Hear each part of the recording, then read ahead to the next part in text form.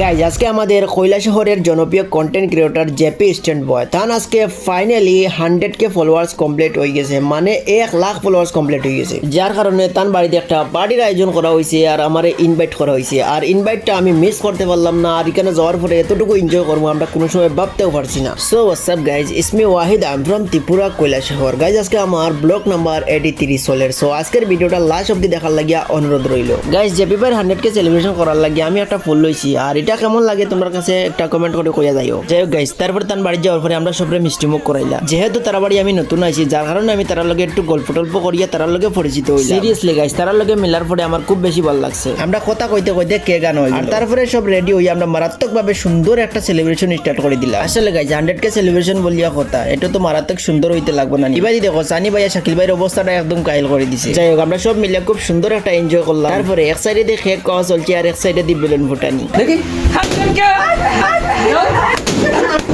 Guys সবার ফুটানি দেখি আমি আর না ফুটাই থাকতে পারলাম না, আমিও একটা ফুটাই দিলাম। সানি ভাই তো শেষ পর্যন্ত মুখ দিয়ে স্টার্ট করে দিছুন। তারপরে জেপি ভাইয়া কেকটা আমার মুখে তুলে দিলে সুন্দর করিয়া। আর হ্যাঁ, যারা যারা এতটুকু পর্যন্ত ভিডিওটা দেখছো, যারা যারা ফলো করছো না তারা ফলো করে রাখিও। তোমরা বিশ্বাস করতে না, শাকিল ভাই আর সানি ভাই 1 লাখ কেকের অর্ধেক মারি দিছে। তার খাওয়ার স্টাইল দেখে বোঝা যায় গত 1 মাস ধরে কোনো জিনিস খাইছে না। গাইজ আজকের ভিডিওটা এতটুকু, পরবর্তী ভিডিও পাওয়ার লাগে ফলো করে রাখিও। Bye bye.